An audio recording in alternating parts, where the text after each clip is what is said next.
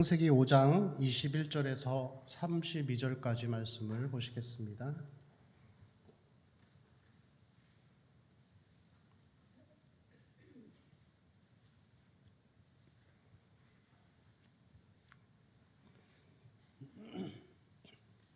네, 21절부터 한 절씩 교독하겠습니다. 에녹은 65세에 무드셀라를 낳았고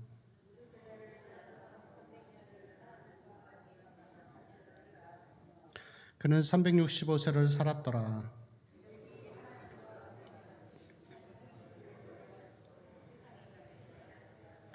무드셀라는 187세에 라멕을 낳았고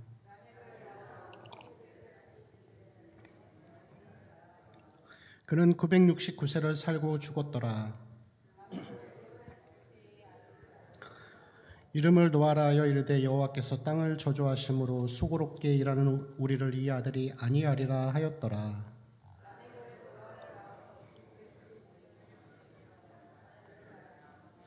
그는 777세를 살고 죽었더라. 노아는 500세 된 후에 셈과 함과 야벳을 낳았더라. 아멘.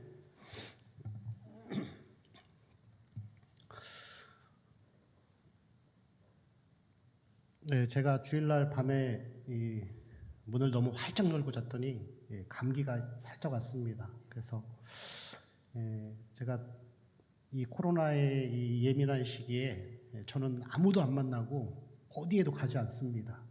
접촉점이 없기 때문에 안심하고 들으셔도 됩니다. 목소리는 좀 거슬리시겠지만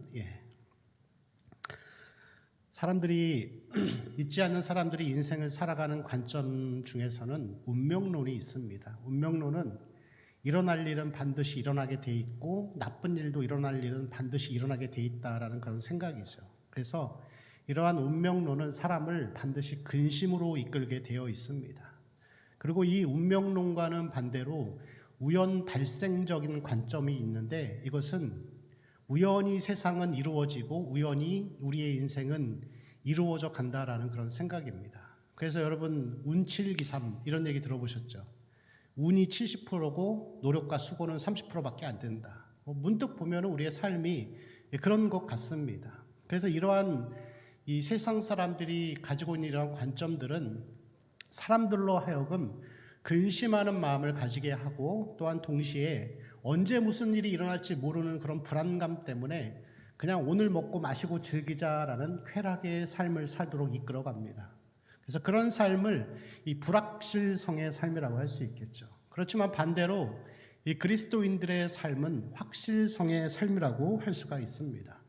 오늘 우리가 보고 있는 성경 말씀에서 보면은 우리가 읽었던 5장 전에 이 4장 17절부터 나오는 이 가인의 후손이 있습니다. 그런데 이 가인의 후손은 족보의 기록이 낳았다라는 것이 있고 그 외에는 없습니다. 낳았고 언제 어떻게 살았고 그게 없고 그냥 낳았다 하면서 확실하지 않은 그 인생을 보여주고 있습니다. 그렇지만 반대로 우리가 읽었던 이 셋의 족보, 하나님의 자손이라고 할 수 있는 셋의 족보를 보면은 5장 3절부터 쭉 기록되어 있는데 그는 몇 세에 누구를 낳았고 몇 년을 살았으며 몇 세에 죽었더라라고 하면서 낳아서 살고 죽은 그 인생 전체를 다 기록하고 있습니다. 그래서 이러한 이 하나님의 자녀들의 삶은 확실성의 삶이라고 할 수가 있습니다. 시편 말씀 139편 1절에서 3절 말씀을 보면은 그래서 하나님은 우리의 모든 것을 아시면서 그렇게 기록하고 있습니다. 같이 읽어볼까요?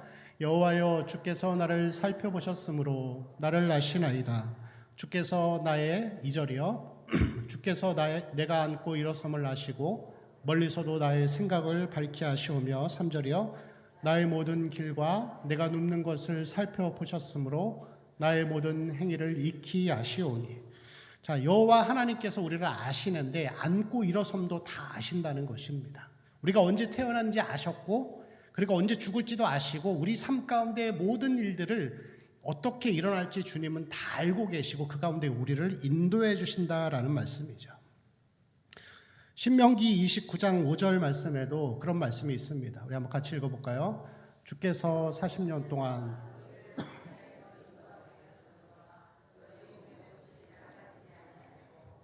너희 발에 신이 헤어지지 아니하였으며. 자, 우리가 살아가는 인생은 광야에서 사는 것과 같습니다. 출애굽 이후에 가나안 땅에 갈 때까지 40년 동안 사막에서 사는 동안에 그들은 헤어진 옷을 입지 않았고 헤어진 신발을 신지 않았습니다. 여러분, 사막을 상상해 보세요. 저는 가끔 제 인생을 생각해 보면은 참 정말 광야에서 사는 것 같다라는 생각이 듭니다. 이 사막에서 가끔 보면은 TV에서 사막에 사는 독사가 있는데 모래 속에 숨어 있는 거예요. 근데 사람이 여러분 잘못해서 밟으면 어떻게 되죠? 죽을 수 있죠. 맹수도 있겠죠. 사자나 이런 맹수도 있을 것인데, 그러한 많은 어려움 가운데에서도 우리가 지금까지 하나님을 예배하는 이 자리에 있을 수 있는 것은 하나님이 순간순간 우리를 지켜주셨기 때문에 이렇게 있을 수 있는 것입니다. 그래서 우리의 삶은 확실성의 삶이라고 할 수가 있습니다. 그래서 시편 1편의 말씀을 보면은 악인들을 뭐라고 표현하죠? 바람에 나는 겨와 같다 그러잖아요. 어디로 갈지 모르는 거예요. 하나님 책임져 주시지 않는 거예요.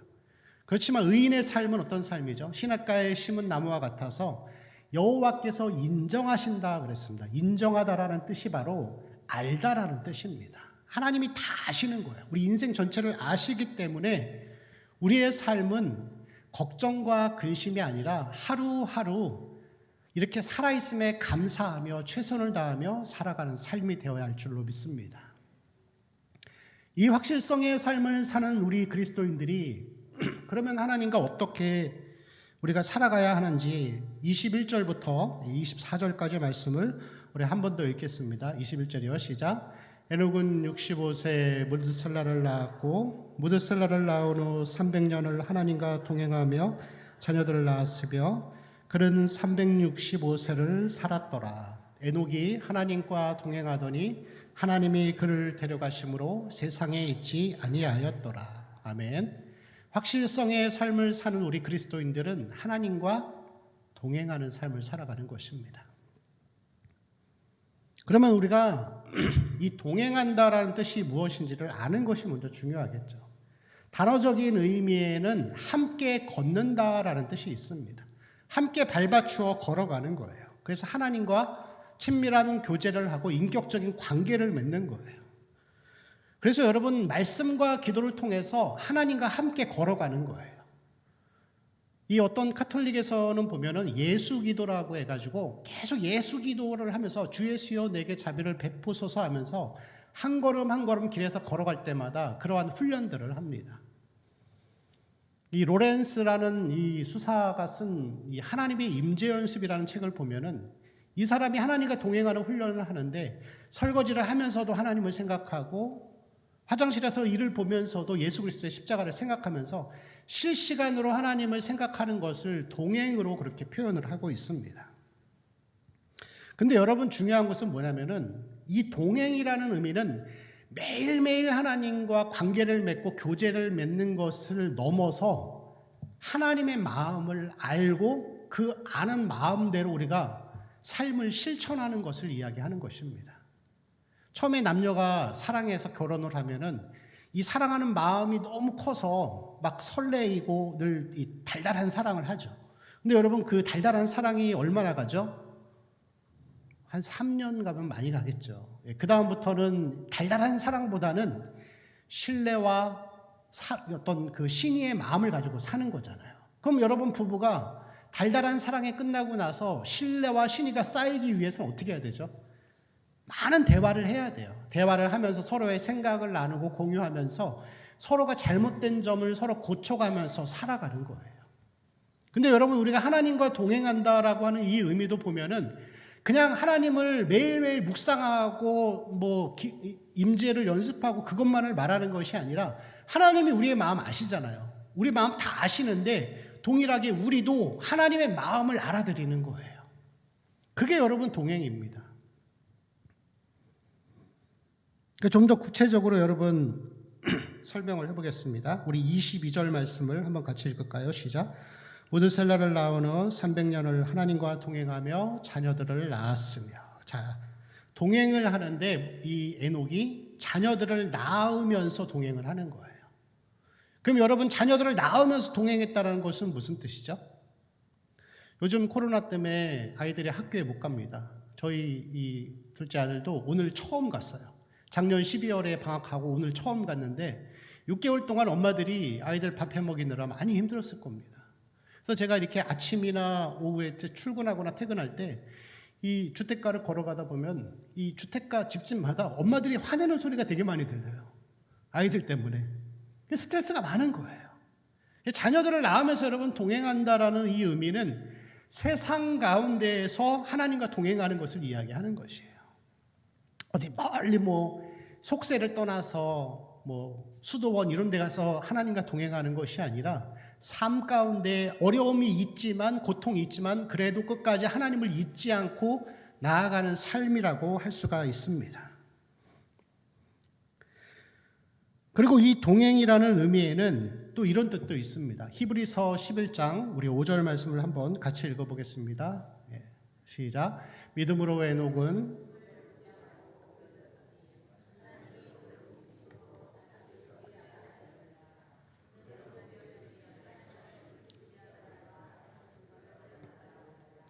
아멘. 자, 에녹은 믿음으로 산 거예요. 그리고 그는 옮겨지기 전에 어떤 평가를 받았죠? 하나님을 기쁘시게 하는 자라는 증거를 받은 거예요. 그게 여러분 하나님과 동행하는 자들은 믿음으로 사는 것을 이야기하는 거고 하나님과 동행하는 자를 하나님은 기쁘시게 여기시는 것입니다. 자, 우리 다음 말씀 21절과 22절을 본문 한 번 더 같이 읽겠습니다. 시작. 에녹은 65세에 무드셀라를 낳았고 무드셀라를 낳은 후 300년을 하나님과 동행하며 자녀들을 낳았으며. 자, 여러분 에녹이 하나님과 동행하게 된 계기가 무엇이죠? 무드셀라를 낳은 후에. 무드셀라를 낳은 후에 뭔가 동기가 있었던 거예요. 그 동기가 뭐냐면은 자, 그 동기, 여러분 무드셀라의 이름의 뜻은 뭐냐면은 메투셀라흐라는 히브리어입니다. 그래서 이거는 이 히브리어를 한글로 그냥 옮긴 거예요. 그럼 이 메투셀라흐라는 이 단어는 창 던지는 자라는 뜻이 있습니다. 창 던지는 자. 근데 이거보다 더 중요한 뜻이 있어요. 그건 뭐냐면은 무드셀라라는 이름의 뜻에는 그가 죽었을 때 그것이 왔다 이런 표현이 있어요. 그가 죽었을 때 무드셀라가 죽었을 때 그것이 왔다라는 거예요. 그럼 여러분 그것이 왔다라는 것은 뭘까요? 네, 한번 보겠습니다. 우리 5장 25절 한번 같이 읽을까요? 25절이요. 시작. 무드셀라는 187세에 라멕을 낳았고. 자, 여기서 여러분 이 더하기를 잘 하셔야 돼요. 자, 무드셀라가 187세에 라멕을 낳았습니다. 자, 그 다음 절 볼까요? 28절이요. 자, 라멕은 182세에 아들을 낳았어요. 누구를 낳았냐? 노아를 낳은 거예요. 그럼 여러분 이 무드셀라가 노아가 태어났을 때 몇 살이죠? 187 더하기 182 하면은 369세예요. 369세입니다. 369세요. 자, 그 다음에 32절을 읽겠습니다. 32절이요. 시작. 노아는 500세 된 후에 셈과 함과 야벳을 낳았더라. 자, 노아가 태어났을 때 무드셀라가 369세예요.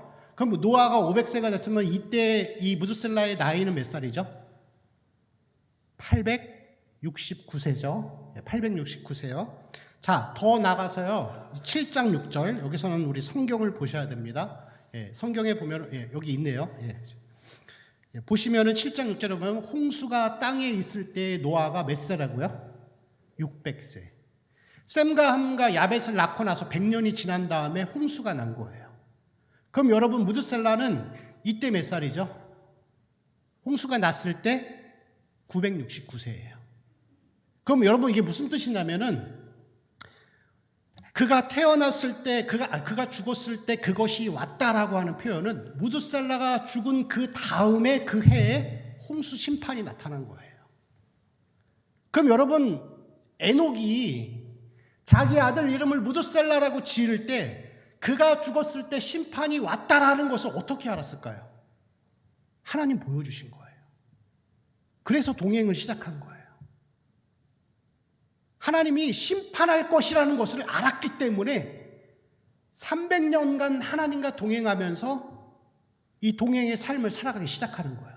그럼 여러분, 이 동행은 무엇이죠? 그냥 하나님을 임재를 느끼고 하나님을 기억하고 하나님을 생각하는 그런 것만을 얘기할까요? 그렇진 않을 겁니다.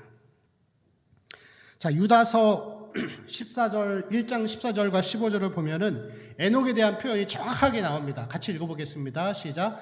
아담의 7대 손 에녹이 이 사람들에 대하여도 예언하여 이르되 보라, 주께서 그 수만의 거룩한 자와 함께 임하셨나니 이는 무사람을 심판하사 모든 경건하지 않은 자가 경건하지 않게 행한 모든 경건하지 않은 일과 또 경건하지 않은 죄인들이 주를 거슬러 한 모든 완악한 말로 말미암아 그들을 정죄하려 하심이라 하였느니라. 14절 한번 다시 보여주시겠어요?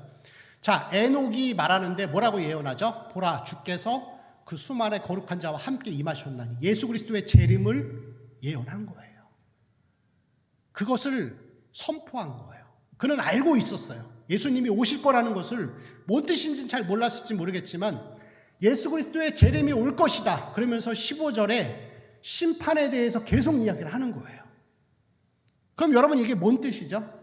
예수님이 오실 것이다. 회개해라. 그게 하나님과 동행하는 거예요. 그 다른 표현으로 여러분 표현하면 뭐죠? 회개하라. 천국이 가까웠느니라. 베드로가 말하고 세례 요한이 말하고 예수님이 말했던 것, 복음을 전하고 이 복음의 메시지를 선포하며 살아가는 그것이 바로 여러분 하나님과 동행하는 거예요. 여러분, 에녹이 살던 시대는 국가와 사법의 개념이 없었어요. 사람이 사람을 죽이고 강도짓을 해도 아무도 그것에 대해 제재를 하지 않는 무시무시한 세대였어요. 여러분, 그러한 세대 가운데에서 에녹이 심판을 외치고 그 무시무시한 사람들 가운데 하나님을 전했다라고 하는 것은 목숨 걸고 한 거예요. 대단한 일이었죠. 그래서 여러분, 동행이라고 하는 것은 하나님의 복음을 선포하는 것이에요. 하나님과 동행한다라고 하는 것은 하나님의 복음을 전파하는 것을 이야기하는 것인데, 이 복음의 성격은 유다서의 내용을 통해서 보면은 예수 그리스도의 재림이 있을 것이니까 너희들 회개하고 심판을 면하라라고 그걸 얘기하는 거예요.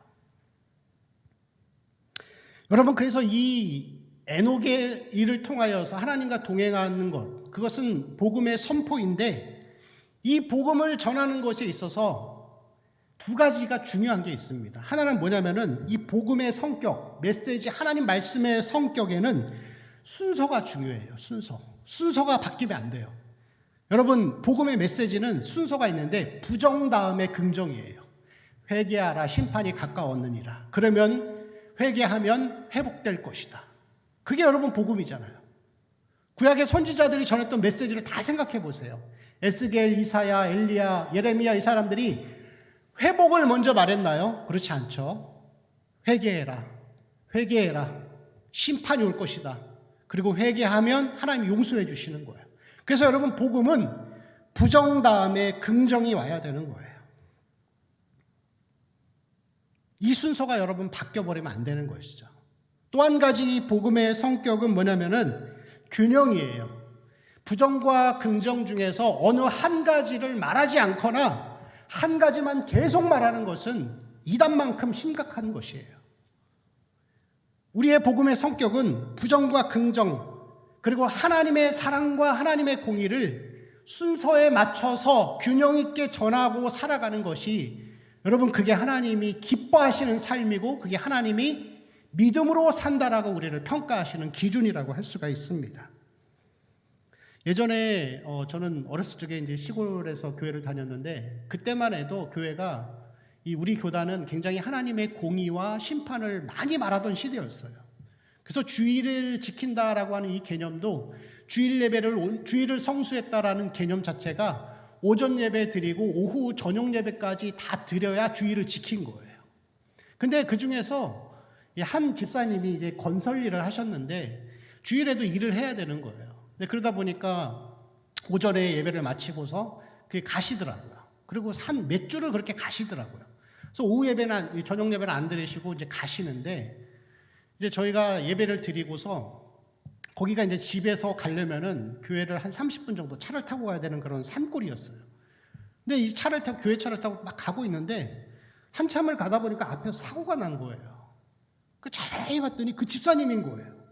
근데 이 집사님이 차를 운전하고 가다가 졸아가지고 그 옆에가 개천이었는데 낭떠러지에 차가 반이 걸려 있는 거예요.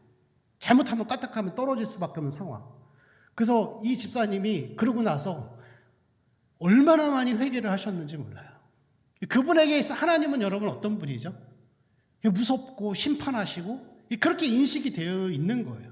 그리고 우리도 그 광경을 봤던 우리들도 똑같은 마음을 가지고 있는 거예요. 근데 여러분 반대로 요즘 이 시대는 하나님을 말할 때 긍정과 사랑을 많이 이야기합니다. 근데 여러분 두 가지 다 하나님의 성품이긴 한데 하나님의 복음의 메시지는 균형이 중요해요. 그래서 이 두 가지가 우리는 항상 같이 가야 하는 것이죠. 요즘에는 반대로 그렇게 하나님을 긍정과 사랑으로만 계속해서 이야기를 하다가 보니까 교회의 대세와 분위기가 하나님의 사랑이 돼버렸어요. 그리고 메시지도 성도들이 불쾌해할까 봐 좋은 얘기만 자꾸 하는 거예요. 선지자적인 메시지가 점점 사라져가는 시대에 우리가 살아가고 있습니다. 그리고 목회자도 상냥하고 친절하고 사랑이 많은 사람이 목사라는 그런 인식이 있어요. 근데 여러분 목회자는 성도의 입맛을 즐겁게 해주는 요리사가 아니고 영혼의 의사입니다. 잘못된 길을 갈 때 지적하고 때로는 정죄할 수 있는 것이 그게 목사의 책임이라고 할 수 있겠죠. 하나님의 사랑과 이것만을 너무나도 강조하다 보니까 자녀 교육도 긍정으로만 갑니다. 요즘에는 자녀들이 뭘 잘못을 해도 그것을 야단치거나 다그치거나 하질 않아요. 그래서 아이들이 요즘에는 버릇이 없어가지고 누군가가 어른이 잘못을 지적을 하면은 그 지적을 하는 어른이 잘못됐다라고 생각을 해요. 이게 굉장히 심각한 상황입니다. 여러분 복음을 전할 때도 우리 전폭처럼 그렇게 있는 그대로 전하셔야 돼요. 이웃에게 복음을 전할 때 인간은 죄인이고 인간은 하나님의 심판 아래에 있고 우리는 죽어서 다 지옥에 간다. 그리고 십자가를 믿는 자들에게만 회개하는 자들에게 하나님이 영생을 허락하신다. 이런 내용들이죠. 여러분 어떻게 전도하세요? 우리 교회 좀 와봐. 점심 되게 맛있어. 우리 교회 좀 와봐. 기도하면 마음이 편해져. 근데 여러분 그게 나쁘다라는 게 아니라 그렇게 복음을 전해놓으면 문제가 있어요. 뭐냐면 가축이 병아리나 오리가 처음 태어났을 때 가장 2초, 3초 안에 듣는 목소리를 어미라고 생각해요. 근데 복음을 들을 때 우리 교회에 와봐, 밥이 맛있어 하는 사람들은 거의 대부분 교회는 맛있는 밥 주는 곳 이렇게 생각하게 돼요. 교회는 기도하면 마음이 편해지는 내 소원 빌러오는 곳 이런 식이 돼버린다는 것이죠. 그래서 여러분 이 복음이라고 하는 것은 이 부정과 긍정을 균형 있게 전하는 것이 중요하다는 것입니다. 미국에서 가장 큰 교회가 이 조엘 오스틴의 그런 이 교회입니다. 조엘 오스틴 잘 아시죠? 긍정의 힘, 잘 되는 나. 근데 이 교회는 이 목사님이 이 CNN에 직접 나와서 인터뷰를 하는데 자기는 죄인이라는 말을 안 한대요. 성도들이 불쾌해할까 봐. 그리고 가끔 자기 교회에 와서 몰몬교 수장이 와서 설교도 하고 그럽니다. 이 교회가 그만큼 여러분 긍정으로 가버리고 한쪽만을 강조해버리면 세속화가 진행이 되어버리는 그런 상황이 된다는 것이죠. 여러분 그건 복음이 아니에요. 그러한 하나님은 하나님이 아니에요. 자기가 만들어낸 신일 뿐입니다. 우리가 하나님과 동행한다라고 하는 것은 회개하라 심판이 가까웠느니라 예수 그리스도를 전하고 하나님 중심으로 살아가는 것을 이야기하는 것입니다. 그렇게 전했는데 안 믿으면 말고요. 뭐 어쩌겠어요. 하나님 말씀이 들어가지 않는데. 여러분 그러한 참된 동행이 우리 모든 성도들의 삶 가운데 있기를 축원합니다. 하나님을 균형 있게 전하고 순서를 바르게 정하는 그런 삶. 여러분 이 동행의 결과 여러분 에녹의 삶은 저는 결코 쉬웠다고 생각하지 않습니다. 국가와 사법의 개념이 없는 그 무시무시한 시대에 사람들이 서로 죽이고 약탈하는 그런 시대에 심판과 복음의 메시지를 전했다라고 하는 것은 죽음을 각오했겠죠. 근데 여러분, 하나님은 우리에게도 그러한 삶을 살기를 바라십니다. 지금 이 시대도 여러분 똑같습니다. 복음은 어느 시대나 환영받지 않아요. 우리를 죄인이라 그러는데 사람을 죄인이라고 규정하는 복음을 누가 환영합니까? 그런데 여러분, 중요한 것은 뭐냐면은 이러한 가시밭의 삶, 어려움의 삶을 살고자 하는 자들에게, 믿음의 삶을 살고자 하는 자들에게 하나님은 반드시 상급을 주십니다. 아니, 저는 상급이라기보다는 이 땅에서 하나님이 주시는 위로라고 그렇게 생각을 할 수 있습니다. 무드셀라의 여러분 이름의 뜻이 뭐라고요? 그가 죽었을 때 심판이 왔다. 자기 아들이 심판을 보지 않고 죽은 거예요. 여러분, 그것만큼 부모에게 큰 복이 어디 있겠습니까? 무드셀라가 969세, 우리가 잘 알듯이 이 인류 역사에서 가장 오래 산 사람이에요. 이 성경에서 보면은 이 구약 시대에 있어서 하나님이 주시는 최고의 축복은 장수하는 거였습니다. 하나님의 동행의 삶을 살았던 에녹에게 하나님은 최고의 위로를 주신 거예요. 자식이 심판을 보지도 않았고 하나님이 주시는 구약적인 개념에서 최고의 복을 하나님이 누리게 하셨습니다. 여러분, 다윗이 얼마나 하나님 앞에 올바른 삶을 살았나요? 하나님과 동행하고 하나님께 묻고. 여러분, 그 복을 누가 받았죠? 아들 솔로몬이 받았습니다. 솔로몬은 어떤 사람이죠? 이스라엘을 분열케 만든 아주 나쁜 왕이었습니다. 처음엔 좋았지만 우상을 들여오고 바알을 들여오고, 그래서 이 나라가 두 쪽으로 갈라지는 그런 상황을 만든 장본임에도 불구하고 하나님이 뭐라 그러시죠? 내 아비 다윗으로 인하여서 너의 시대에는 심판을 주지 않겠다라고 분명히 말씀하신 거예요. 시편 37편 25절 말씀을 보면은 이런 말씀이 있습니다. 우리 같이 읽어볼까요? 시작. 내가 어려서부터 늙기까지 의인이 버림을 당하거나 그의 자손이 걸식함을 보지 못하였도다. 여기서 그의 자손이 걸식함을 보지 못했다라 하는 것은 그 다음 자손까지만 얘기하는 거예요. 여러분, 우리가 하나님과 동행하며 이 복음과 믿음의 삶, 동행의 삶을 살면 하나님이 많은 위로를 주십니다. 그리고 그 위로는 자식까지 이어져 가는 것을 볼 수가 있습니다. 우리 마지막으로 이 5장 29절 말씀을 한 번 더 같이 읽겠습니다. 시작. 이름을 놓아라 하여 이르되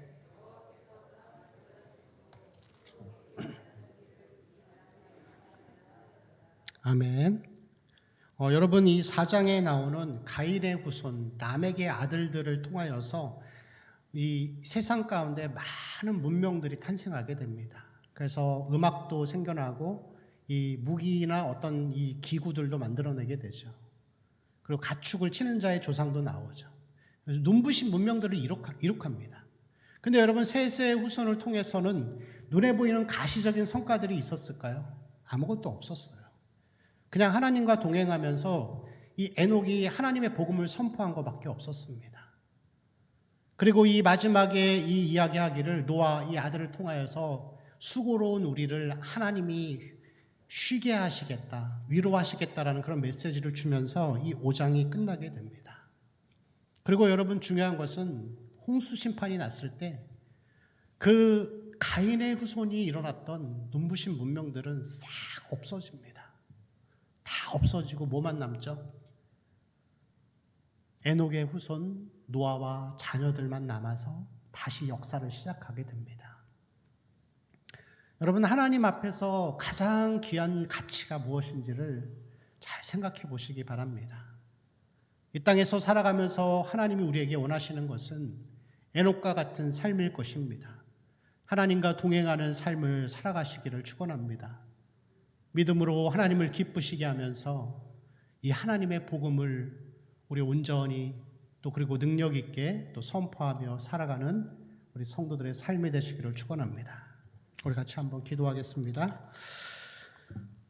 네, 같이 한번 기도하실 때 하나님 주신 말씀을 기억하면서 하나님과의 올바른 동행의 삶을 살아갈 수 있도록 도와주시고, 우리가 이러한 삶을 살아갈 수 있도록 하나님께서 우리에게 은혜와 사랑과 또 성령으로 충만하게 하여 주시고, 또 하나님을 바로 알고 바로 전하는 삶이 될 수 있기를 위해서 같이 기도했으면 좋겠습니다. 교회를 위해서, 우리 환우들을 위해서도 또 개인의 가정의 기도의 제목들을 위해서도 우리 주여 한번 애쓰고 기도하겠습니다.